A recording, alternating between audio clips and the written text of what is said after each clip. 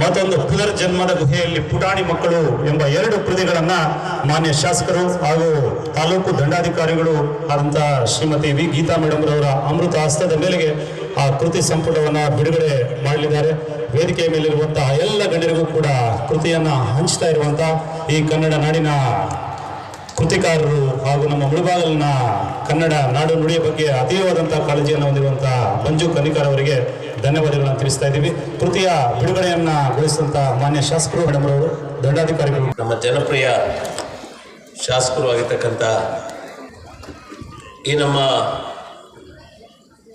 ಸಮ್ಮೇಳನಾಧ್ಯಕ್ಷರಾಗಿರ್ತಕ್ಕಂಥ ನಮ್ಮ ರೋಟರಿಯ ನಿಕಟಪೂರ್ವ ಅಧ್ಯಕ್ಷರು, ಇವತ್ತಿನ ಸಮ್ಮೇಳನಾಧ್ಯಕ್ಷರಾಗಿರ್ತಕ್ಕಂಥ ಪ್ರಭಾಕರ್ ಗುಪ್ತಾ ಅವರೇ, ಸಾಹಿತಿಗಳಾಗಿರ್ತಕ್ಕಂಥ ಚಂದ್ರಶೇಖರ್ ನಂಗ್ಲಿ ಅವರೇ, ತಾಲೂಕು ದಂಡಾಧಿಕಾರಿಗಳು ಆಗಿರ್ತಕ್ಕಂಥ ಗೀತಾ ಮೇಡಮ್ ಅವರೇ, ವೇದಿಕೆ ಮೇಲಿರ್ತಕ್ಕಂಥ ಎಲ್ಲ ನಮ್ಮ ಜಿಲ್ಲಾಧ್ಯಕ್ಷ ಆಗಿರ್ತಕ್ಕಂಥ ನಮ್ಮ ಗೌಡ್ರೆ, ವೇದಿಕೆ ಮೇಲಿರ್ತಕ್ಕಂಥ ಎಲ್ಲ ಕನ್ನಡ ಮನಸ್ಸುಗಳೇ, ವೇದಿಕೆ ಮುಂಭಾಗದಲ್ಲಿ ಆಸೀನರಾಗಿರ್ತಕ್ಕಂಥ ಎಲ್ಲ ಕನ್ನಡಾಭಿಮಾನಿಗಳೇ, ಪತ್ರಿಕಾ ಮತ್ತು ದೃಶ್ಯ ಮಾಧ್ಯಮದವರೇ, ಈಗಾಗಲೇ ಸಮಯ ಗೊತ್ತು ಮಾಡಿದ್ದಾರೆ. ಕೆಲವೇ ನಿಮಿಷಗಳು ಮಾತಾಡಿ ನಾನು ಮಾತನ್ನು ಮುಗಿಸ್ತೇನೆ. ನಾನು ಮಾತಾಡ್ತಕ್ಕಂಥ ಮುಂಚೆ ನನ್ನ ಪೂಜ್ಯ ಗುರುಗಳಾಗಿರ್ತಕ್ಕಂಥ NS ಸುಬ್ಬಣ್ಣ ಅವರನ್ನು ನೆನೆಸ್ತಾ ನನ್ನ ಮಾತುಗಳನ್ನು ನಾನು ಪ್ರಾರಂಭಿಸ್ತೇನೆ. ಆತ್ಮೇಲೆ ನಾವೆಲ್ಲ ಕನ್ನಡಿಗರು, ನಮ್ಮ ಭಾಷೆ ಬಹಳ ಪುರಾತನವಾಗಿರ್ತಕ್ಕಂಥ ಒಂದು ಭಾಷೆ. ಇವತ್ತು ಪ್ರತಿಯೊಬ್ಬ ಕನ್ನಡಿಗನು ಕೂಡ ಹೆಮ್ಮೆ ತಟ್ಕೊಂಡು ಹೇಳ್ತಕ್ಕಂಥ ವಿಚಾರ, ಸಾಹಿತ್ಯದಲ್ಲಿ ನಾವು ಯಾರಿಗೂ ಕೂಡ ಕಡಿಮೆ ಇಲ್ಲ. ಈ ಅಖಂಡ ಕರ್ನಾಟಕದಲ್ಲಿ ಈ ಇತಿಹಾಸದ ಒಂದು ಪುಟಗಳನ್ನು ತಿರುಗಿ ನೋಡಿದಾಗ ದಾಸ ಸಾಹಿತ್ಯವನ್ನು ನೋಡ್ತೀವಿ, ವಚನ ಸಾಹಿತ್ಯವನ್ನು ನೋಡ್ತೀವಿ, ಚುಟುಕ ಸಾಹಿತ್ಯವನ್ನು ನೋಡ್ತೀವಿ, ಒಂದು ಹಳೆಗನ್ನಡವನ್ನು ನೋಡ್ತೀವಿ, ಒಂದು ಆಧುನಿಕ ಸಾಹಿತ್ಯಗಳನ್ನು ನೋಡ್ತೀವಿ. ಇವೆಲ್ಲವರು ಕೂಡ ಒಂದು ಕಡೆ ಕ್ರೋಢೀಕರಿಸಿ ನಾವು ನೋಡಿದಾಗ ಸಾಹಿತ್ಯದಲ್ಲಿ ನಾವು ಯಾರು ಕೂಡ ಕಡಿಮೆ ಇಲ್ಲ. ಇವತ್ತು ತಮ್ಮ ಸಾಹಿತ್ಯದ ಮೂಲಕ ಅನೇಕ ಸಂದೇಶಗಳನ್ನು ಈ ವಿಶ್ವಕ್ಕೆ ಸಾರಿರ್ತಕ್ಕಂಥ ಮಹಾನ್ ಚೇತನಗಳು ಹುಟ್ಟುಹೋಗಿರ್ತಕ್ಕಂಥ ನಾಡು ಇದು. ಉದಾಹರಣೆಗೆ ಹೇಳ್ಬೇಕಾದ್ರೆ, ನಾವು ಆಡ್ತಕ್ಕಂಥ ಮಾತು ಹೇಗಿರ್ಬೇಕಂತಕ್ಕಂಥದ್ದನ್ನ ಬಸವಣ್ಣವರು ತಮ್ಮ ವಚನದಲ್ಲಿ ಹೇಳ್ತಾರೆ. ನುಡಿದರೆ ಮುತ್ತಿನ ಹಾರದಂತಿರಬೇಕು, ನುಡಿದರೆ ಮಾಣಿಕ್ಯದ ದೀಪ್ತಿ ಅಂತಿರಬೇಕು, ನುಡಿದರೆ ಸ್ಫಟಿಕದ ಸಲಾಖೆ ಅಂತಿರಬೇಕು, ನುಡಿದರೆ ಲಿಂಗ ಮೆಚ್ಚಿ ಅಹುದು ಅಹುದು ಅನ್ನುವಂತಿರಬೇಕು ಕೂಡಲ ಸಂಗಮ ದೇವ. ನಾವು ಮಾಡ್ತಕ್ಕಂಥ ಪ್ರತಿಯೊಂದು ಮಾತು ಇನ್ನೊಂದು ಏನು ಪೀಳಿಗೆಗೆ ಒಂದು ಆಶಾದಾಯಕವಾಗಿರ್ಬೇಕು, ಸಮಾಜ ಒಪ್ಪುವಂತಿರ್ಬೇಕು, ಆ ಭಗವಂತನೇ ಮೆಚ್ಚುವಂತಿರ್ಬೇಕು, ಆ ರೀತಿ ಮಾತಾಡ್ಬೇಕಂತಕ್ಕಂಥ ಒಂದು ಸಂದೇಶವನ್ನು ರವಾನಿಸಿದಂಥವ್ರು ವಚನಕಾರ. ಕನ್ನಡ ಪ್ರಸ್ತುತ ಅನ್ನೋದನ್ನ ಕುವೆಂಪು ಅವರು ಹೇಳಿದ್ರು. ಕುವೆಂಪು ಅವರು ಒಂದ್ ಕಡೆ ಹೇಳ್ತಾರೆ, ಇವತ್ತಿನ ಒಂದು ಕ್ಯಾಬಿನೆಟ್ಗಳು ಬರ್ಬೋದು, ನಾಳೆ ಇನ್ನೊಂದು ಸರ್ಕಾರದ ಕ್ಯಾಬಿನೆಟ್ ಬರ್ಬೋದು, ಆದ್ರೆ ಕುವೆಂಪು ಒಂದ್ ಕಡೆ ಹೇಳ್ತಾರೆ, ಕನ್ನಡ ಪ್ರಸ್ತುತ ಅಜರಾಮರ, ಅದಕ್ಕೆ ಸಾವಿಲ್ಲ ಎಂತಕ್ಕಂಥ ಒಂದು ಮಾತನ್ನು ಕುವೆಂಪು ಒಂದ್ ಕಡೆ ಉಲ್ಲೇಖ ಮಾಡ್ತಾರೆ.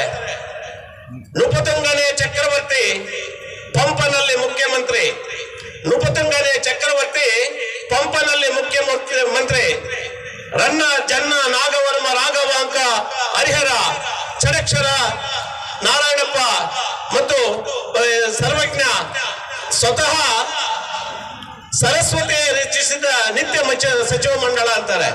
ಅಂದ್ರೆ ಇದು ನೃಪತಂಗನಲ್ಲಿ ಚಕ್ರವರ್ತಿ, ಪಂಪನಲ್ಲಿ ಮುಖ್ಯಮಂತ್ರಿ, ರನ್ನ ಜನ್ನ ಇವರೆಲ್ಲ ಮಂತ್ರಿಮಂಡಲದ ಸದಸ್ಯರು. ಇದನ್ನು ಯಾರು ರಚಿಸಿರೋದು? ಸ್ವತಃ ಸರಸ್ವತಿ ರಚಿಸಿದಂತ ಒಂದು ಮಂತ್ರಿಮಂಡಲ. ಇದಕ್ಕೆ ಸಾವಿಲ್ಲ.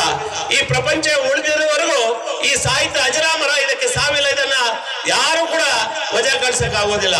ಅದ್ಭುತವಾಗಿ ಹೇಳಿರ್ತಕ್ಕಂಥವ್ರು ಕುವೆಂಪು ಅವರು. ಹೇಳಿದ್ರು ಕುವೆಂಪು ಅವರು, ಎಲ್ಲಾದರೂ ಇರು, ಎಂತಾದರೂ ಇರು, ಎಂದೆಂದು ನೀ ಕನ್ನಡವಾಗಿರು. ನೀನು ಅಮೆರಿಕಾದಲ್ಲಿರು, ಜರ್ಮನಿಯಲ್ಲಿರು, ಜಪಾನಲ್ಲಿರು, ನಾನೊಬ್ಬ ಕನ್ನಡಿಗ ಅನ್ನೋದನ್ನು ಮರಿಬೇಡ. ಎಷ್ಟು ಅದ್ಭುತವಾದಂತ ಒಂದು ಸಂದೇಶವನ್ನು ಈ ಸಮಾಜಕ್ಕೆ ರವಾನಿಸಿದ್ರು. JP ರಾಜರತ್ನಂ ಅವರು ಹೇಳಿದ್ರು, ನನ್ನ ನರಕಕ್ಕೆ ಕೆಲಸಿ, ನಾಲ್ಗೆ ಸೀಳಿಸಿ, ನನ್ನ ಬಾಯಿ ಹೊಲ್ದಾಕಿದ್ರು, ಮೂಗನಲ್ಲಿ ಆಡ್ತೀನಿ ಕನ್ನಡ ಬದುವ. ಎಷ್ಟು ಅದ್ಭುತವಾದಂತ ಸಾಹಿತ್ಯ ನಮ್ದು. ನಾವೆಲ್ಲರೂ ಕೂಡ ಎದೆ ತಟ್ಕೊಂಡು ಹೇಳ್ತಕ್ಕಂಥ ಜೀವನಕ್ಕಾಗಿ ನಾವು ಏನೆಲ್ಲ ಮಾಡಬಾರ್ದೆಲ್ಲ ಮಾಡ್ತೀವಿ. ಅವನು ತುಳಿಬೇಕು, ನಾನ್ ಮೇಲ್ ಬರ್ಬೇಕು, ಅವ್ನು ಹೊಡಿಬೇಕು, ನಾನ್ ಮೇಲ್ ಬರ್ಬೇಕು, ನನ್ನ ಮಕ್ಕಳು ಚೆನ್ನಾಗಿರ್ಬೇಕು ಅಂತ ನಾವೆಲ್ಲ ಕೂಡ ಜೀವನಕ್ಕಾಗಿ ಪರಿತಪಿಸ್ತೀವಿ. ಸರ್ವಜ್ಞ ಹೇಳಿದ್ರು, ಮೂರೇ ಮಾತಲ್ಲಿ ಮುಗಿಸಿದ ಜೀವನ ಅಂದ್ರೆ, ವೆಚ್ಚಕ್ಕೆ ಹಣ ಇದ್ದು ಬೆಚ್ಚನೆ ಮನೆ ಇದ್ದು ತನ್ನ ಇಷ್ಟದಂತೆ ನಡೆಯುವ ಸತಿ ಇದ್ದರೆ ಸ್ವರ್ಗಕ್ಕೆ ಕಿಚ್ಚತ್ತು ಸರ್ವಜ್ಞ. ಯಾಕೆ? ಒಂದಷ್ಟು ಮನೆ, ಒಂದಷ್ಟು ಹಣ, ಮನೆಗೆ ಬಂದಾಗ ಆದಿಸ್ತಕ್ಕಂಥ ಒಬ್ಬ ಹೆಂಡತಿ ಇದ್ರೆ ಅದೇ ಸ್ವರ್ಗ. ಇನ್ನೊಂದು ಸ್ವರ್ಗ ಇದೆ, ಅದಕ್ಕೆ ಬೆಂಕಿ ಇಡುವುದು. ನಿಜವಾಗ್ಲೂ ಕೂಡ ಹೇಳ್ತೀನಿ, ಈ ರೀತಿಯಾಗಿ ನಾವು ವಿಶ್ಲೇಷಣೆ ಮಾಡ್ತಾ ಹೋಗ್ತಾ ಇದ್ರೆ ನಮ್ಮ ಕನ್ನಡ ಎಷ್ಟು ಅದ್ಭುತವಾಗಿರ್ತಕ್ಕಂಥದ್ದು, ನಮ್ಮ ಸಾಹಿತ್ಯ ಎಷ್ಟು ಒಳ್ಳೆ ರೀತಿ ಕೂಡ ಪ್ರಶಸ್ತ ಇದೆ ಅಂತಕ್ಕಂಥದ್ದನ್ನು ಕೂಡ ನಾವು ನೆನೆಸ್ಕೋಬೇಕು. ಕೊನೆಯದಾಗಿ ನಾವು ಇಷ್ಟೆಲ್ಲ ಕೂಡ ನೆನೆಸಿದಾಗ ಈ ಮಣ್ಣಿನಲ್ಲಿ ಹುಟ್ಟಿರ್ತಕ್ಕಂಥ ಡಿ ವಿ ಗುಂಡಪ್ಪನವರು ಮಂಕುತಿಮ್ಮ ಕಗ್ಗವನ್ನು ರಚಿಸಿದ್ರು. ಇವತ್ತು ಅದನ್ನು ಆಧುನಿಕ ಭಗವದ್ಗೀತೆ ಅಂತ ಕರೀತಾರೆ.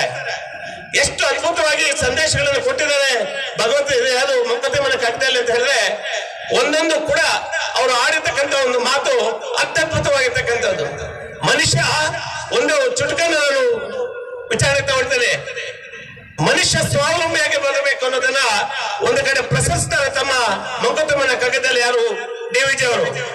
ಹುಟ್ಟಿದವರೆಲ್ಲರಿಗೂ ಹೆದೆ ಭಾರವರಿದ್ದಿರಲು ನಿನ್ನ ಭಾರವನ್ನು ಯಾರಿಗೆ ಬೇಡವೆಯೋ, ಅಣ್ಣ ಬಾ ತಮ್ಮ ಬಾ ಎಂದು ಕರೆಯುವುದೇಕೋ, ನಿನ್ನ ಹೆಣಭಾರವನ್ನು ನೀನೇ ಹೊತ್ತು ಸಾಗಬೇಕು ಮಂಕುತಿಮ್ಮ.